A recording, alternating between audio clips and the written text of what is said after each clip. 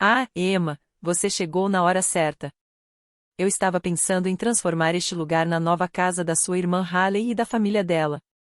Assim que desci do carro e enchi os pulmões com o ar puro das montanhas, ouvi a voz do meu pai, Daniel, vindo da varanda de madeira. Por um instante, esqueci como respirar. Essa cabana era para ser o meu refúgio, o espaço que eu havia comprado para fugir do barulho da cidade. Cercada pelas majestosas montanhas rochosas, era o único lugar onde eu realmente conseguia recarregar minha mente e meu corpo da correria do dia a dia. O que você quer dizer com isso, pai? Por que está aqui? Perguntei, fechando a porta do carro e caminhando lentamente até ele. Usei a chave reserva. Somos família, então achei que não precisava pedir permissão, respondeu, sem o menor traço de culpa na voz. Daniel nem parecia perceber que havia invadido meu espaço sagrado. A chave reserva. Quando comprei esta casa, minha mãe insistiu para que eu desse uma cópia a ela, em caso de emergência, e eu acabei cedendo. Desde então, me arrependi dessa pequena demonstração de simpatia e fraqueza. Esta é a minha casa de férias. O que você quer dizer com a nova casa da Haley? Isso é alguma piada? Perguntei.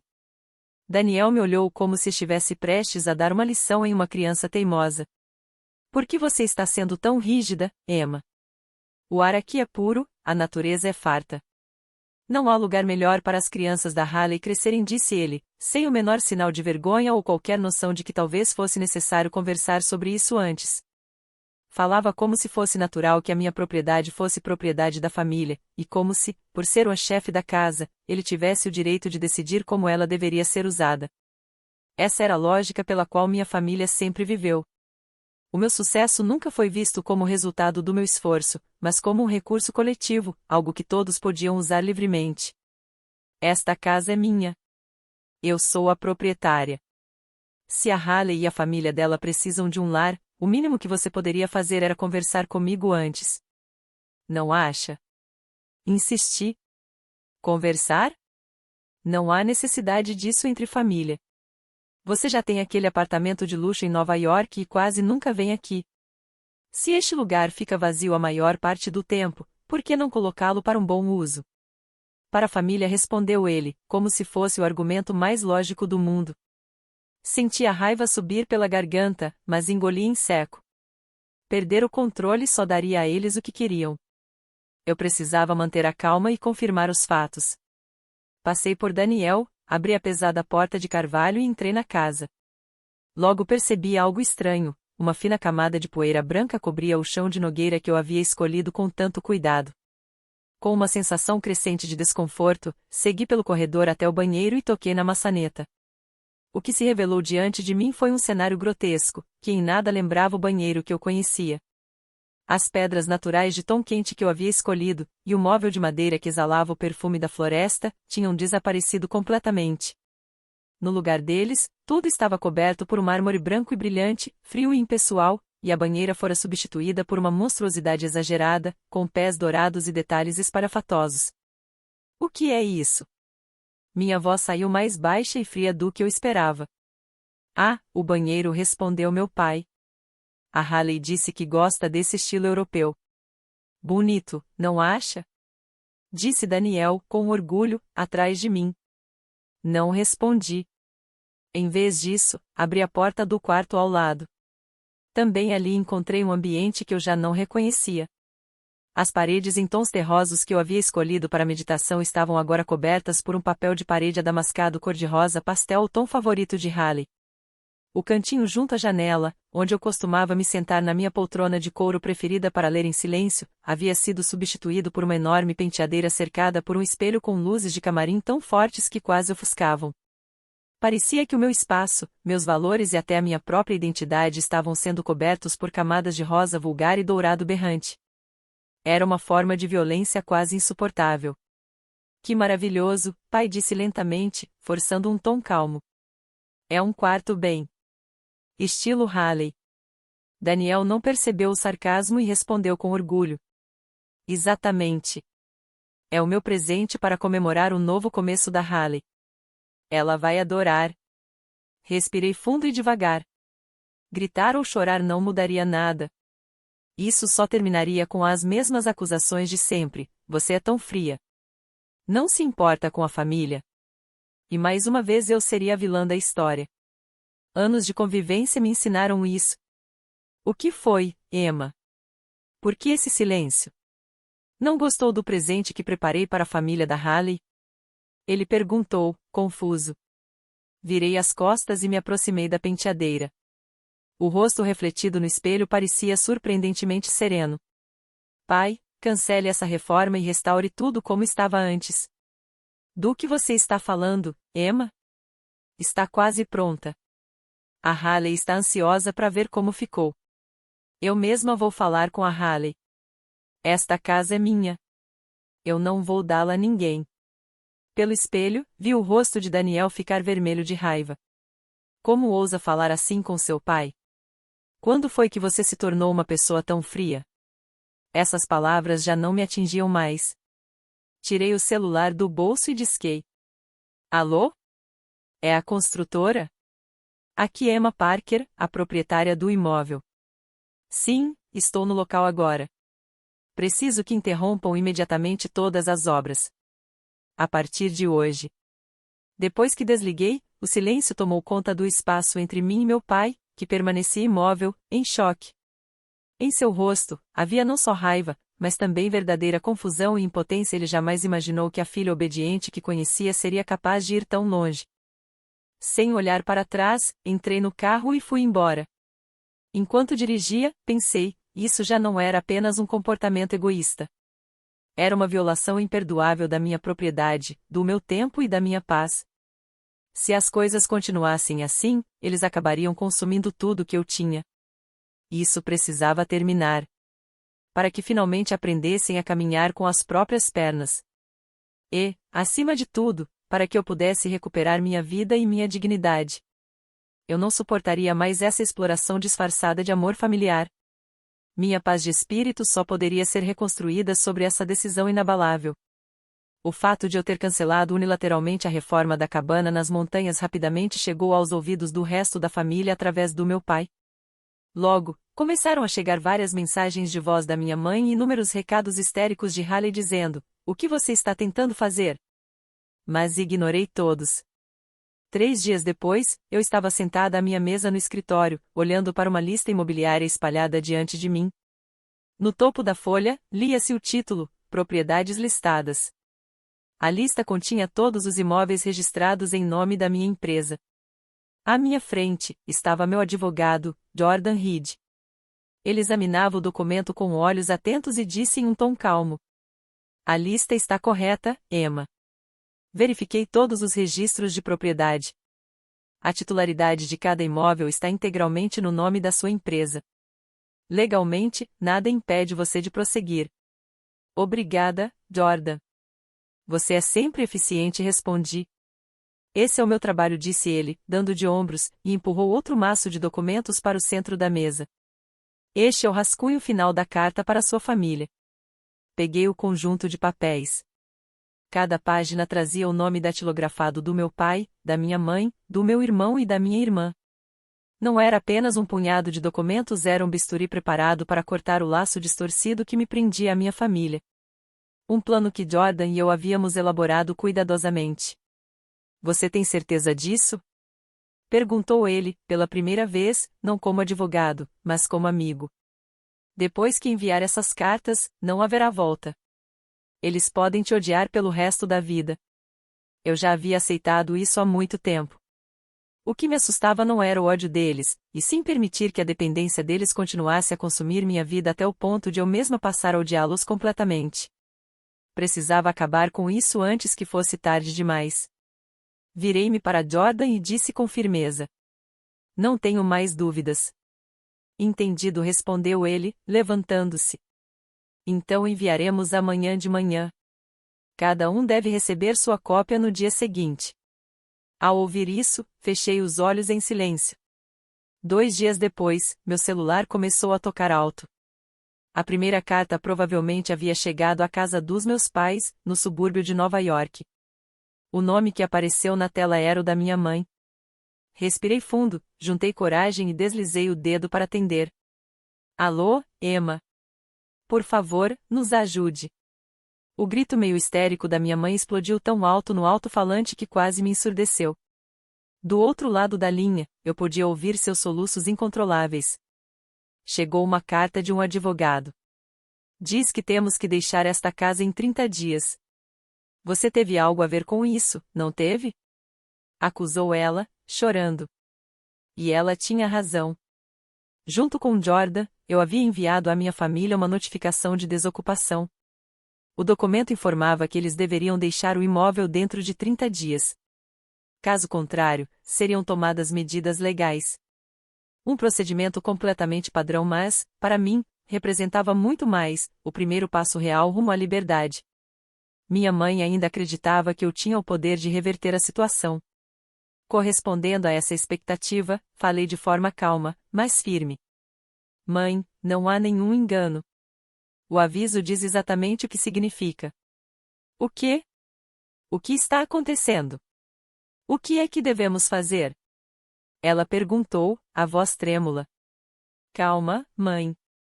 Isso não é algo que possa ser explicado por telefone, respondi, mantendo o tom baixo e constante, tentando tirá-la do pânico. Neste domingo, às 14h, todos precisam se reunir na casa. Papai, meu irmão e a Haley, avise a todos que eu pedi. Eu vou explicar tudo então. Você quer dizer, uma reunião de família? Ela perguntou hesitante. Sim. Porque isso é um assunto de família, declarei, com um tom que não deixava espaço para discussão. Por um momento, o silêncio dominou a ligação.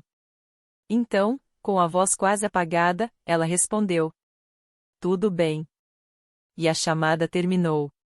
Depois disso, meu celular não parou de tocar ligações de meus irmãos, mensagens de todos os lados, mas ignorei cada uma delas. Nos dias seguintes, cortei todo o contato com a família.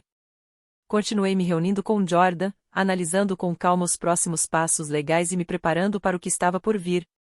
Então, o domingo fatídico chegou. Pouco antes das 14h, estacionei o carro na entrada da casa dos meus pais. Ao abrir a porta da frente, fui recebida por um silêncio pesado e sufocante. Daniel estava de pé perto da lareira, de braços cruzados, minha mãe estava encolhida no canto do sofá, pressionando um lenço contra os olhos.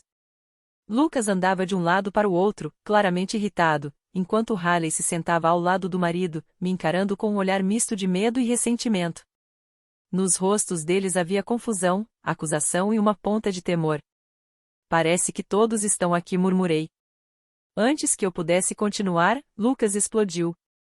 Parece que todos estão aqui? Está brincando comigo, Emma? Que diabos está acontecendo? O que era aquela carta? E o que é essa tal de Clearwater Rhodes? Calma, Lucas, interveio Daniel, em tom grave. A Emma disse que vai explicar tudo. Vamos ouvir primeiro. Ele ainda acreditava que eu havia vindo ali para consertar as coisas, uma ilusão que estava prestes a ser destruída sem volta. Peguei vários documentos da minha bolsa e os coloquei, um por um, sobre a mesa de centro da sala. A escritura desta casa. A escritura da casa do Lucas. E a escritura do apartamento da Haley. Cada uma delas trazia o mesmo nome na linha de proprietário, Clearwater Rhodes LLC. Vamos começar com os fatos, disse, olhando para cada um deles nos olhos, mantendo o tom firme e controlado. Os lugares que vocês têm chamado de Anlaran durante todos esses anos pertencem, na verdade, à minha empresa de gestão de ativos há 8 anos. Um silêncio denso caiu sobre a sala. Era possível ver o choque no rosto de cada um, como se tentassem compreender o que haviam acabado de ouvir. Em minha mente, as lembranças de 8 anos atrás voltaram com clareza à época em que as cicatrizes finais da crise do Lehman Brothers ainda marcavam profundamente o setor imobiliário. Daniel, embriagado por sua própria filosofia de que um investidor sábio age em tempos de crise, havia colocado cada centavo do seu patrimônio em investimentos imobiliários altamente alavancados. Seu plano era perigosamente otimista, um verdadeiro salto no escuro. E, como era de se esperar, a realidade destruiu seu sonho.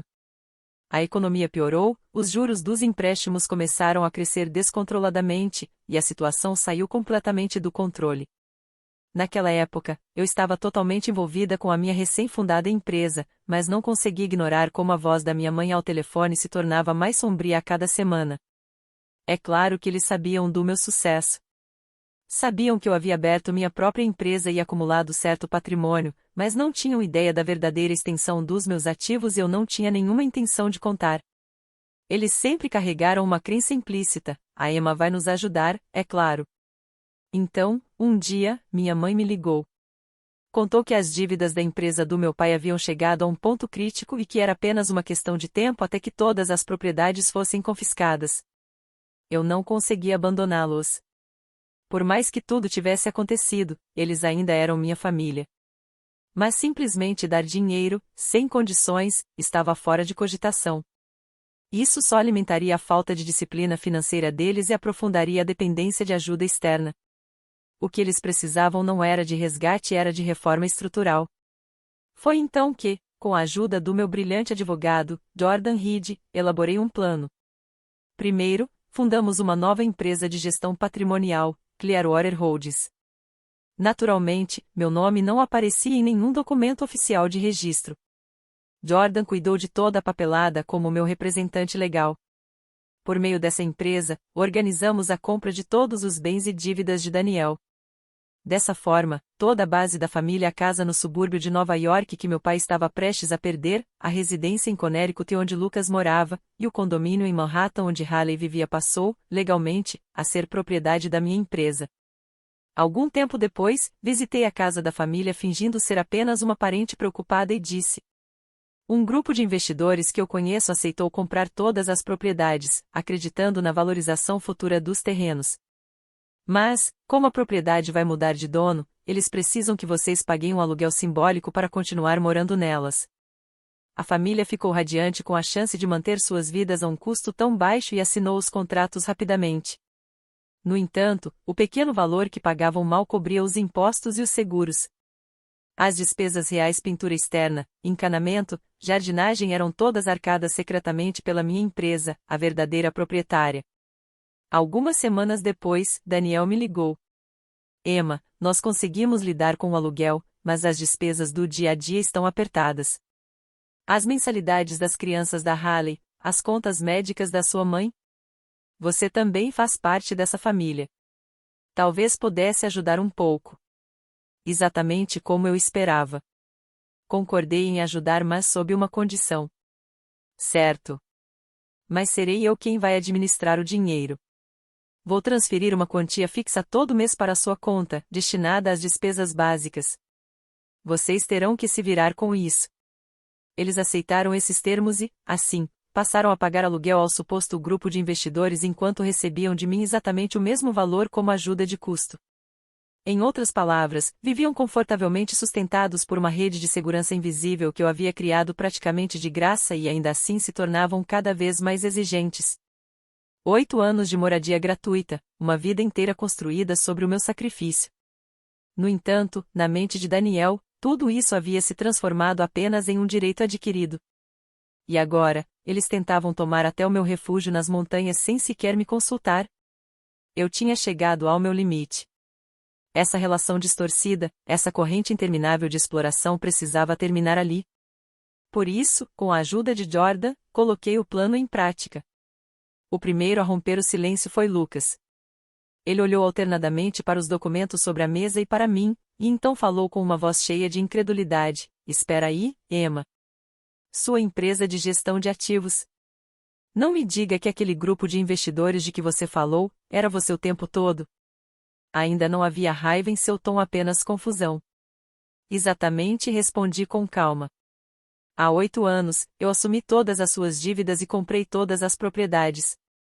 Durante esse tempo todo, vocês viveram nas minhas casas, nada mais. O quê? Daniel mal conseguiu articular as palavras.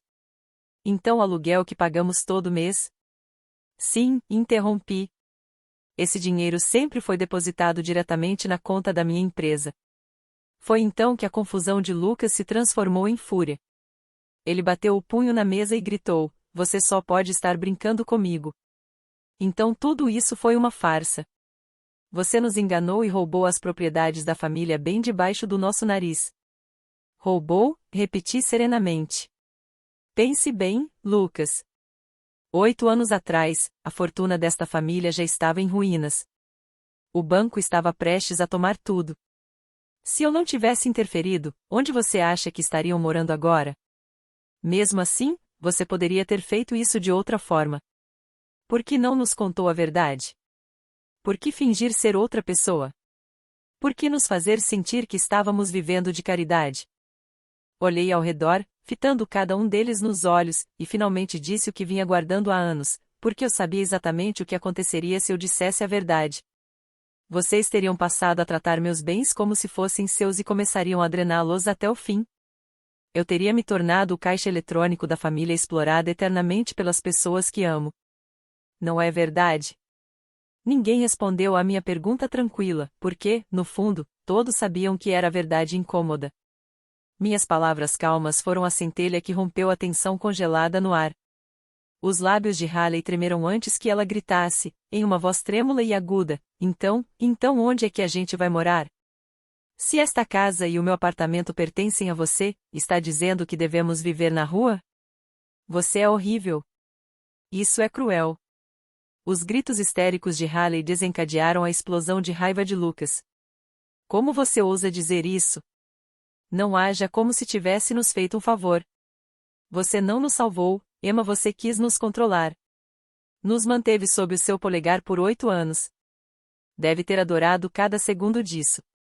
E então, finalmente, Daniel, o homem que tentava manter sua dignidade como chefe da família, arrancou sua própria máscara.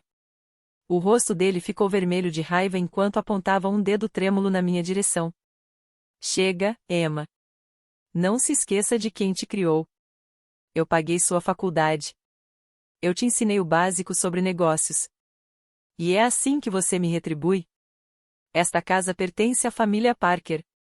Não é só sua. No canto do sofá, minha mãe, Ellen, implorava entre lágrimas. Por favor, Emma, pense bem. Nós somos família, não somos. Não importa o que tenha acontecido, você não pode simplesmente colocar sua própria família na rua. Isso é crueldade demais. Gritos, acusações, lágrimas desesperadas, cada arma emocional que eles tinham foi lançada contra mim ao mesmo tempo. Mas nada mais me atingia. Levantei-me em silêncio e peguei a cópia do aviso de desocupação que ainda estava sobre a mesa. Eu entendo o que todos vocês estão sentindo, disse calmamente, mas esses são sentimentos, não fatos. Coloquei o documento diante do meu pai. E isto não é sobre emoções, é sobre a lei e a realidade. Este aviso é totalmente válido segundo a legislação. Vocês têm 30 dias. Nesse tempo, precisarão encontrar um novo lugar para morar por conta própria. Essa é a realidade agora. Quando terminei de falar, peguei minha bolsa e caminhei em direção à porta da sala.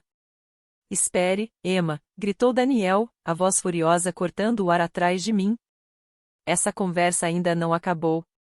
Onde você pensa que vai? Parei na porta sem me virar e respondi em voz baixa, não, pai. A minha conversa com vocês acabou. A partir de agora, esse problema é da sua família. E, dizendo isso, deixei a casa. Alguns dias depois, recebi uma ligação no escritório do meu advogado, Jordan. As coisas estão se desenrolando exatamente como prevíamos, Emma, disse ele, com sua voz calma de sempre. Sua irmã Haley se mexeu. Ela publicou algo sobre a situação no Facebook, claro, uma versão que favorece a narrativa dela. Imediatamente abri a página de Haley no meu tablet. Lá estava uma longa e dramática publicação, retratando-se como uma vítima chorosa. Aconteceu algo inacreditável. Nossa família está sendo despejada da nossa própria casa pela minha irmã, Emma. Depois de ficar rica, ela está usando o dinheiro para nos controlar e destruir nossos laços familiares.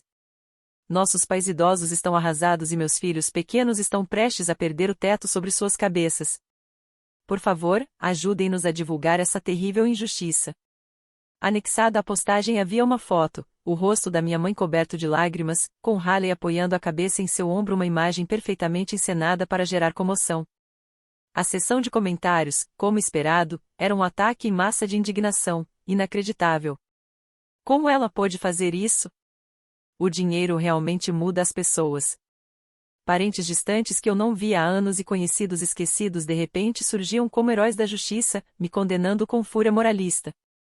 Em poucas horas, eu havia sido rotulada como um monstro sem coração, uma mulher que abandonou a própria família em nome do sucesso. Seu irmão Lucas também está consultando vários advogados, continuou Jordan. Ele está considerando uma ação judicial, alegando que os contratos são inválidos ou que suas ações configuram abuso psicológico. Entendo, respondi friamente. E o que você acha que devo fazer? Ficar em silêncio? Isso pode prejudicar minha reputação pública. Jordan ficou em silêncio por um instante, mas eu já sabia a resposta. Soltei um suspiro leve. Não, Jordan. Eu terminei com um silêncio. Com a publicação de Haley ainda aberta na tela, abri meu laptop e comecei a digitar uma nova postagem em minha própria conta. O título, Sobre a Verdade. Escrevi tudo com calma, de forma objetiva, acompanhando cada afirmação com provas. Anexei cópias digitalizadas das escrituras dos imóveis e trechos de extratos bancários, tudo devidamente editado e legal para divulgação.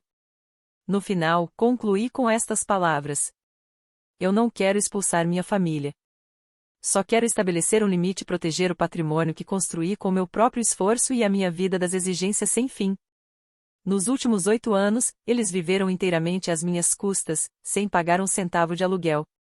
Encerrar esse apoio é realmente um ato de crueldade? Gostaria de ouvir a opinião de vocês. Minha publicação caiu na internet como uma bomba. Aqueles que haviam inundado a página de Haley com comentários de solidariedade começaram a silenciar, alguns até apagaram suas palavras. Em contraste, meu post foi tomado por mensagens de apoio e admiração. Bem dito. Finalmente, a verdade. Ser família não dá o direito de explorar alguém. Mais do que qualquer resposta, minha postagem foi o golpe final para minha família. Pela primeira vez, eles foram obrigados a encarar o fato de que a história na qual acreditavam não tinha peso algum diante dos olhos do mundo. A simpatia que antes transbordava nas redes de Haley desapareceu, substituída por vozes frias e inquisitivas. Qual é a verdadeira história? Esses documentos de propriedade são autênticos? Essa onda de julgamento social os ensinou a verdade de forma muito mais dura do que qualquer palavra minha poderia. Durante as 3 semanas restantes antes do prazo de despejo, os Parker viveram em silêncio, cada um encarando o próprio futuro. Nenhum deles voltou a me procurar. Finalmente entenderam que nenhum salvador viria resgatá-los. Cerca de 6 meses após a mudança, ouvi de um parente que meus pais haviam alugado um pequeno apartamento na periferia da cidade. A reputação deles, na comunidade onde haviam vivido por tantos anos, estava em ruínas. Os antigos vizinhos pararam de cumprimentá-los, alguns sequer olhavam em sua direção. Lucas também engoliu o orgulho e começou a procurar um apartamento que ele e a esposa pudessem pagar com o próprio salário. Mas o escândalo se espalhou rapidamente em seu trabalho. Os olhares dos colegas e clientes, antes amistosos, se tornaram uma mistura de pena e desprezo, e logo ele foi forçado a pedir demissão. Haley, junto do marido e dos filhos, deixou Manhattan e foi viver nos subúrbios. O círculo glamouroso de amigos que alimentava sua vaidade e aparência de status foi desaparecendo, um por um. Ela acabou isolada tanto na vida real quanto online. Todos eles perderam o público chamado a sociedade, aquele que sustentava o orgulho e as ilusões deles. Essa condenação social falou mais alto do que qualquer coisa que eu poderia ter dito, mostrando-lhes o peso de seus próprios erros. Se um dia reconstruiremos um novo relacionamento como indivíduos independentes, ainda não sei. Mas, pela primeira vez na minha vida, meu coração estava preenchido por uma calma genuína e profunda.